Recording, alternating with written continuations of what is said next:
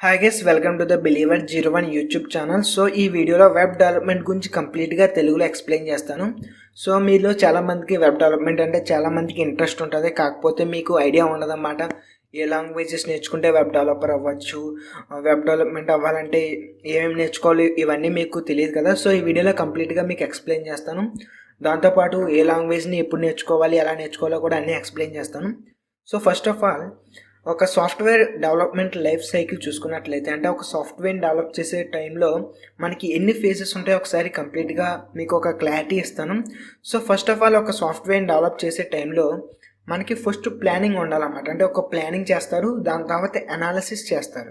So planning చేసుకున్న తర్వాత money ఎంత అవుతుంది, ఏ టైప్ ఆఫ్ టెక్నాలజీస్ నేర్చుకోవాలి, ఏ టైప్ ఆఫ్ టెక్నాలజీస్ మనకి రిక్వైర్మెంట్కి, అంటే మన రిక్వైర్మెంట్ అప్లికేషన్కి చూస్ చేసుకోవాలి, ఇవన్నీ మనకి డిసైడ్ చేసుకుంటారు. దాని తర్వాత డిజైన్ చేస్తారు అనమాట.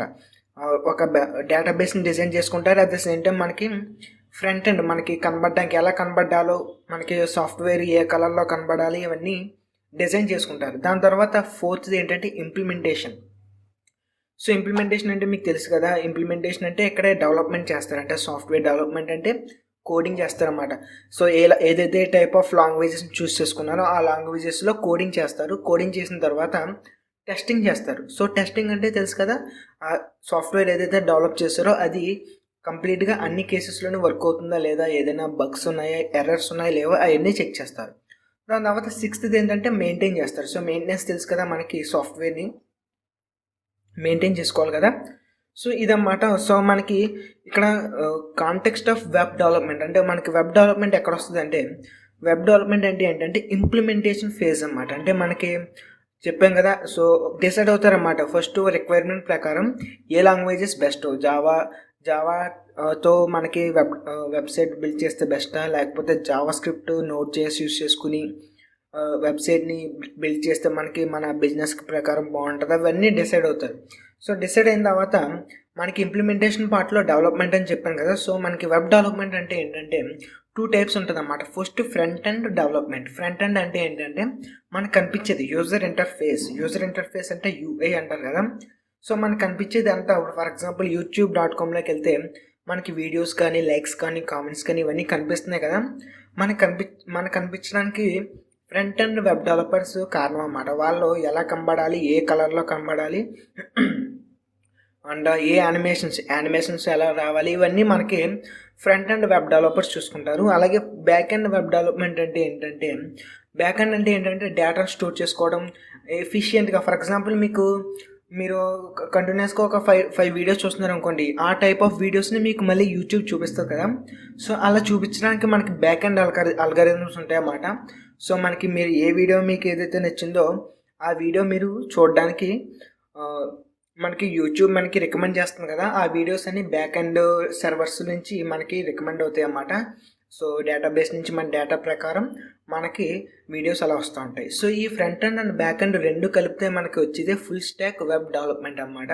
సో ఈ రెండు కలిపి మనకి ఫుల్ స్టాక్ వెబ్ డెవలప్మెంట్ అనేది చాలా ఫేమస్. మీరు ఆల్రెడీ చాలా చోట్ల వినే ఉంటారు. Full stack web developer role అనేది మాత్రం ఎవర్ గ్రీన్ అన్నమాట. చాలా హైలీ డిమాండెడ్ రోల్ అన్నమాట. ఎందుకంటే వెబ్ డెవలప్మెంట్ అనేది చాలా హైలీ డిమాండెడ్ థింగ్ అన్నమాట. ఎందుకంటే ఎన్ని ఆర్టిఫిషియల్ ఇంటెలిజెన్స్ వచ్చినా, మిషన్ లెర్నింగ్ వచ్చినా, ఎన్ని వచ్చినా మనకి యూజర్కి సాఫ్ట్వేర్కి మధ్య కమ్యూనికేషన్ దేని ద్వారా జరుగుతుంది, ఓన్లీ వెబ్సైట్స్ ద్వారా కదా. Websites and mobile applications. So websites and mobile applications చేయాలంటే మీరు ఇలా వెబ్ డెవలప్మెంట్ ఖచ్చితంగా నేర్చుకోవాలి. HTML, CSS ఇంకా చాలా కోర్సెస్ ఉంటాయి, ఇవన్నీ నేర్చుకోవాలి. సో మీకు ఇప్పుడు first front and web development అంటే ఏంటి, అసలు ఏముంటాయో చెప్తాను.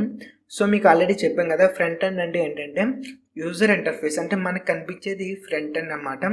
సో ఫర్ ఎగ్జాంపుల్ యానిమేషన్స్ ఉన్నాయి. ఫర్ ఎగ్జాంపుల్ మీరు facebook.comలోకి వెళ్ళినప్పుడు మీ బర్త్డే రోజు మనకి ఎలా వస్తాయి, యానిమేషన్స్ వస్తున్నాయి కదా, అది ఫ్రంట్ ఎండ్లోకి వస్తుంది. మీకు లైక్ చేసినప్పుడు కలర్ మారుతుందా, అవన్నీ మొత్తం మీకు కనిపించేది ప్రతిదీ ఫ్రంట్ ఎండ్లోకి వస్తుంది అన్నమాట. అండ్ ఫర్ ఎగ్జాంపుల్ వ్యాలిడేషన్స్, మీరు పాస్వర్డ్ కాదు కానీ మీరు పాస్వర్డ్ కానీ మీరు లాగిన్ అయ్యేటప్పుడు ఏ వెబ్సైట్కైనా లాగిన్ అయ్యేటప్పుడు మీరు పాస్వర్డ్ ఎంటీగా ఉంచేసి లాగిన్ కొట్టారనుకోండి, అంటే ఏది నొక్కకుండా, అంటే ఏ ఇన్పుట్ ఇవ్వకుండా లాగిన్ చేద్దామని చూస్తే ఏమని వస్తుంది, enter please fill out the forms అని వస్తుంది కదా, అంటే please fill out the inputs అని వస్తుంది కదా, అవన్నీ వ్యాలిడేషన్స్ ఇవన్నీ ఫ్రంట్ ఎండ్లోకి వస్తాయి అన్నమాట. సో ఇప్పుడు రీసెంట్గా వచ్చింది ఏంటంటే single page web development. Single page web development అంటే ఏంటంటే ముందు ప్రీవియస్గా ఎలా ఉండి అంటే వెబ్సైట్స్ అన్ని ఏదైనా ఒక ఆప్షన్ క్లిక్ చేస్తే మొత్తం వెబ్సైట్ అంతా రీలోడ్ అయ్యేది అన్నమాట. అంటే ఒక వెబ్సైట్ అంతా మొత్తం రీలోడ్ అయ్యి మనకు కావాల్సిన ఆప్షన్లోకి వెళ్ళేది. ఇప్పుడు ఏంటంటే మీరు జస్ట్ క్లిక్ చేస్తే మనకి వెబ్సైట్ ఏం రీలోడ్ అవ్వదు, కాకపోతే మనకు కావాల్సిన డేటా అంతా వచ్చేస్తుంది అన్నమాట. అది మీకు ఒక అడ్వాన్స్ లెవెల్లోకి వెళ్ళిన తర్వాత వెబ్ డెవలప్మెంట్లో మీకు తెలుస్తుంది దాని డిఫరెన్స్. సో మీకు అర్థమైంది కదా, ఫ్రంట్ ఎండ్ అంటే మనకి యూజర్ ఇంటర్ఫేస్, అంటే మనకు కనిపించేది, మనకి బయటికి కనిపించేది అంతా ఫ్రంట్ ఎండ్. సో దాని తర్వాత బ్యాక్ ఎండ్. ఫ్రంట్ ఎండ్లో టెక్నాలజీస్లో ఏమేమి ఉంటాయి, ఫ్రంట్ ఎండ్ టెక్నాలజీస్ అంటే ఏమేమి ఉంటాయి ఎక్స్ప్లెయిన్ చేస్తాను. So core front end web technologies. Core అంటే మెయిన్ బేసిక్గా ఉండేవి ఏంటంటే హెచ్టిఎంఎల్ అంటే హైపర్ టెక్స్ట్ మార్కప్ లాంగ్వేజ్ అన్నమాట. ఇది మనకి స్ట్రక్చర్ని ఇస్తుంది అన్నమాట. మనకి హెచ్టిఎంఎల్ లేకుండా ఏ వెబ్సైట్ ఉండదు. ఇది ఖచ్చితంగా ప్రతి ఒక్కరు నేర్చుకోవాలి. అట్ ద సేమ్ టైం ఇది కూడా చాలా ఈజీ, మీకు చాలా ఇంట్రెస్టింగ్గా కూడా ఉంటుంది. మన ఛానల్లో కోర్స్ కూడా వస్తుంది ఫ్యూచర్లో. And CSS, so cascading style sheets. So ఇదేంటంటే మన కలర్స్. హెచ్టిఎంఎల్ అనేది బ్లాక్ అండ్ వైట్ అన్నమాట, మొత్తం బ్లాక్ అండ్ వైట్. మన బ్లాక్ అండ్ వైట్ టీవీ అలాగో హెచ్టిఎంఎల్ అలాగమాట. సో సిఎస్ఎస్ అంటే ఏంటంటే మనకి కలర్స్ వస్తుంది, స్టైల్స్ వస్తాయి అన్నమాట. స్టైల్ అంటే మనకి కలర్స్ వస్తాయి, యానిమేషన్స్ వస్తాయి, మొత్తం ఇవన్నీ మనకి సిఎస్ఎస్తో పాసిబుల్. సో మనకి జావా స్క్రిప్ట్ అంటే ఏంటంటే ఇది చాలా చాలా పవర్ఫుల్ లాంగ్వేజ్ అన్నమాట. మనకి పైథాన్ అలాగో మనకి జావా స్క్రిప్ట్ కూడా చాలా ట్రెండింగ్ లాంగ్వేజ్ అన్నమాట. ఈ కోర్సెస్ అన్నీ మన లాంగ్వేజ్లో ఫ్యూచర్లో వస్తాయి, మన ఛానల్లో ఫ్యూచర్లో వస్తాయి. అండ్ ఇక్కడ జావా స్క్రిప్ట్ అనేది ఫంక్షనల్ అన్నమాట, ఫంక్షన్ బేస్డ్. అంటే ఫంక్షనాలిటీ ఇస్తుంది అన్నమాట, మన సైట్కి ఫంక్షనాలిటీ ఇస్తుంది. అంటే మీకు అర్థమవుతుంది ఏంటంటే ఫంక్షనాలిటీ అంటే ఏంటంటే ఫర్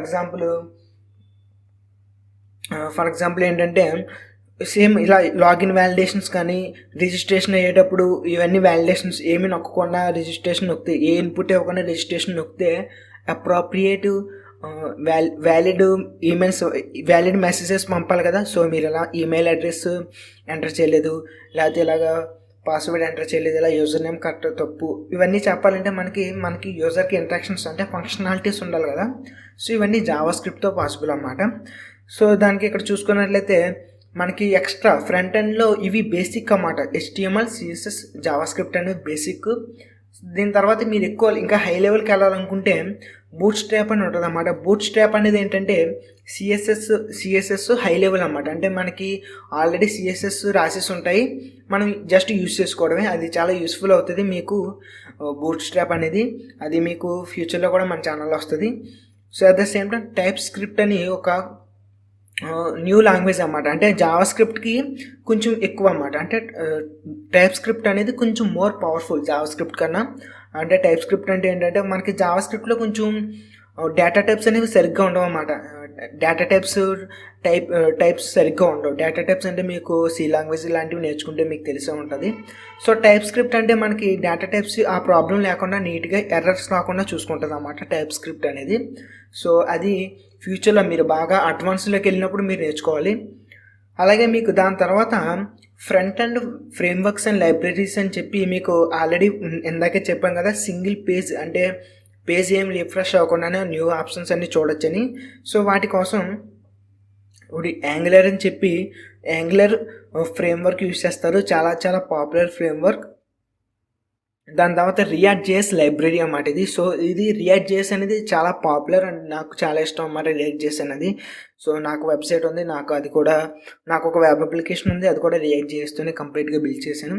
నాకు బేసిక్గా నాకు జావా స్క్రిప్ట్ రియాక్ట్ జేఎస్ చాలా ఇష్టం, బూట్ స్ట్రాప్ కూడా చాలా ఇష్టం. సో దాని తర్వాత వ్యూ జేఎస్ అని ఇది కూడా ఒక ఫ్రేమ్వర్క్ అన్నమాట. ఇవన్నీ ఏంటంటే మనకి ఎక్స్ట్రా బోనస్ కింద, అంటే మనకి ఈజీగా వర్క్ అవుతుంది. అంటే జావా స్క్రిప్ట్లో మనకి ఫర్ ఎగ్జాంపుల్ జావా స్క్రిప్ట్లో చేయాల్సినవి రియాక్ట్ జేఎస్తో ఈజీగా చేయొచ్చు అన్నమాట. సో జావా స్క్రిప్ట్తో చేయొచ్చు అవి, కాకపోతే రియాక్ట్ జేఎస్తో పోల్చుకుంటే జావా స్క్రిప్ట్తో చేయడం ఆ పనులు కొంచెం కష్టం. ఇవి ఏం చేస్తాయంటే ఈ ఫ్రేమ్వర్క్స్ అండ్ లైబ్రరీస్ మనకి కొంచెం ఈజీ చేస్తాయి అన్నమాట ఆ వర్క్ని. సో ఇవన్నమాట మీకు అర్థమైందని అనుకుంటున్నాను. ఇది ఫ్రంట్ ఎండ్ టెక్నాలజీస్. సో దాని తర్వాత ఇప్పుడు బ్యాక్ ఎండ్ టెక్నాలజీస్లో చూసుకున్నట్లయితే బ్యాక్ ఎండ్ అంటే మీకు ఏంటంటే డేటాబేస్ ఉంటుంది, అలాగే సర్వర్ సైడ్ మెయిన్ లాంగ్వేజ్ ఉంటుంది అన్నమాట, సర్వర్ లాంగ్వేజ్ అని ఉంటుంది. సో మీరు ఏం చేస్తారో ఆ సర్వర్ లాంగ్వేజ్ అనేది మీకు జావా అవ్వచ్చు, పైథాన్ అవ్వచ్చు, నోడ్ జేఎస్ అంటే జావా స్క్రిప్ట్ అవ్వచ్చు, లేకపోతే సి షార్ప్ అంటే డాట్ నెట్ అవ్వచ్చు. ఇవన్నీ మనకి లాంగ్వేజెస్ డేటాబేస్తో ఇంటరాక్ట్ అయ్యి మనకు కావాల్సిన రిక్వైర్మెంట్ ప్రకారం మనకి అవుట్పుట్ వచ్చేలా చేస్తాయి అన్నమాట. ఫర్ ఎగ్జాంపుల్ బ్యాక్ అండ్ చూసుకున్నట్లయితే డేటాబేస్తో ఇంటరాక్ట్ అవ్వడం అంటే డేటాబేస్తో మాట్లాడి మనకు కావాల్సిన డేటాని బయటికి తేవాలి. ఫర్ ఎగ్జాంపుల్ మీరు ఇక్కడ యూట్యూబ్లో సెర్చ్ యూజ్ చేస్తారు కదా. సెర్చ్ యూజ్ చేసినప్పుడు for example C language videos అని నొక్కగానే సెర్చ్ చేయగానే మనకి డేటాబేస్లో ఉన్న వీడియోస్ని మ్యాచింగ్ అయ్యే వీడియోస్ అన్నీ మనకి నీట్గా కనబడేలా చేస్తాయి కదా. ఆ డేటా మనకి ఎక్కడి నుంచి వస్తుందంటే మనకి డేటాబేస్ నుంచి వచ్చి మనకి ఆ డేటా మనకి ఎవరు అందిస్తున్నారంటే ఈ సర్వర్ లాంగ్వేజెస్ ఉంటాయి కదా, జావా కానీ మన నోడ్ జేఎస్ కానీ అలాగే సి షార్ప్ కానీ పైథాన్ కానీ ఇవన్నీ మనకి సర్వర్ లాంగ్వేజెస్ అన్నమాట. అంటే డేటాబేస్తో ఇంటరాక్ట్ అయ్యి మనకి ఫ్రంట్ ఎండ్కి డేటా పంపిస్తాయి. సో ఇక్కడ fetching data according to client request, అలాగే డెవలపింగ్ ప్రాపర్ ఏపీఐ డెవలప్మెంట్ ఇవన్నీ మనకి బ్యాక్ ఎండ్లోకి వస్తాయి. So proper programming language will be used for back end services. So for example మీకు బ్యాక్ ఎండ్లో ఏమేమి ఉంటాయో ఒకసారి మీకు చూపిస్తాను. సో బ్యాక్ ఎండ్ టెక్నాలజీస్లో మనకి జావా సైడ్ మీరు జావాతో బ్యాక్ ఎండ్ నేర్చుకోవాలనుకుంటే ఫస్ట్ జావా నేర్చుకోవాలి.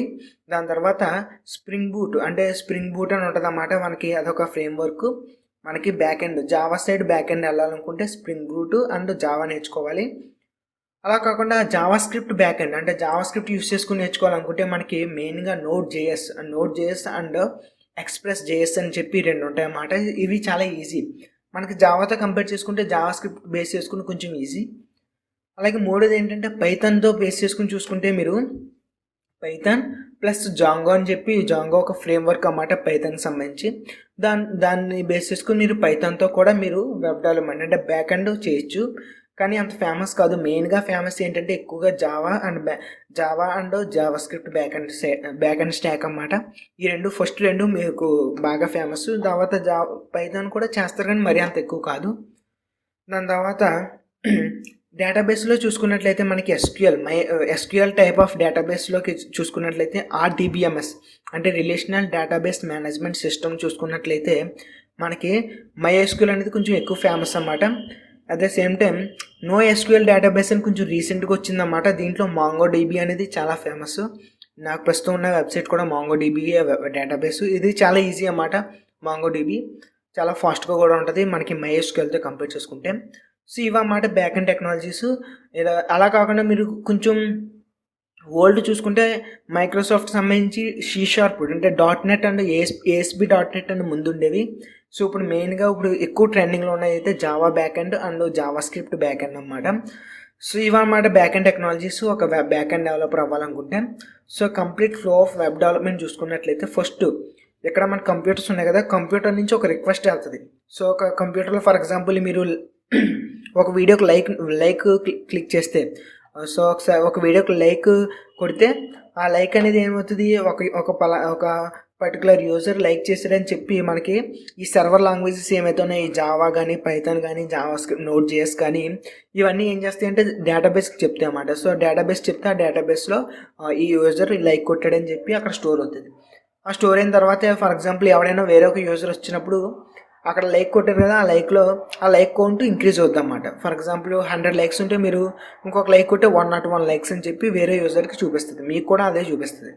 ఇదన్నమాట ఒక complete flow of web development అంటే. సో దీని తర్వాత మీరు ఏం చేస్తారంటే నేనేంటంటే బేసిక్గా మెర్న్ అంటే ఏంటంటే ఎం ప్లేస్లో MongoDB మీకు చెప్పాను కదా, MongoDB అనేది డేటాబేస్. అండ్ ఎక్స్ప్రెస్ జేఎస్ అని చెప్పాను కదా, node JS plus express JS అని. అండ్ రియాక్ట్ జేఎస్ అనేది ఏమో front and library and node JS ఏమో సర్వర్ సైడ్ లాంగ్వేజ్. సో మనకి ఇక్కడ రియాక్ట్ జేఎస్ అనేది ఫ్రంట్ ఎండ్, ఇదేమో సర్వర్ సైడ్. ఇది ఎక్స్ప్రెస్ కూడా సర్వర్ సైడ్లోకి వస్తుంది, అంటే సర్వర్లోకి వస్తాయి. రియాక్ట్ అనేది ఏమో ఫ్రంట్ ఎండ్లోకి వస్తుంది. అండ్ MongoDB అనేది ఏమో మనకి డేటాబేస్లోకి వస్తుంది అన్నమాట. సో దాని తర్వాత ఇదన్నా పర్లేదు మీన్ స్టాక్ అంటారు అన్నమాట. మీన్ అంటే ఏంటంటే రియాక్ట్ జేఎస్ ప్లేస్లో యాంగులర్ జేఎస్ వస్తుంది అన్నమాట. సో ఏదైనా మీరు కంప్లీట్గా ఒక వెబ్ డెవలపర్ అవ్వాలనుకుంటే ప్రస్తుతం easiest way and best way ఏంటంటే ఇలా నేర్చుకోవడం, అంటే జావా స్క్రిప్ట్ నేర్చుకోవడం, తర్వాత రియాక్ట్ జేఎస్ కానీ యాంగులర్ జేఎస్ కానీ నేర్చుకోవడం, దాని తర్వాత డేటాబేస్ MongoDB నేర్చుకుంటే మీరు ఈజీగా కంప్లీట్ వెబ్సైట్ని క్లియర్ కట్గా డెవలప్ చేయగలరు. సో మీరు ఇక్కడ scope of full stack web development. మనకి ఫుల్ స్టాక్ వెబ్ డెవలప్మెంట్ అనేది ది మోస్ట్ ట్రెండింగ్ అన్నమాట.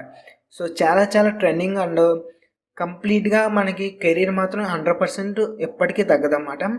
సో మీకు వీడియోలో కంప్లీట్గా ఎక్స్ప్లెయిన్ చేస్తానని అనుకుంటున్నాను. చాలా లాంగ్ వీడియో ఇప్పుడు దాకా చూసినట్లయితే. సో మీ పేషెన్స్కి thank you so much. And so ఈ వీడియో చూసినందుకు thank you so much. And I hope you guys like this video. If you like this video, please go ahead like this video. And if you don't like this video, that's no problem. You can dislike this video. And thanks for watching. Consider subscribing. Stay hard, stay in fight.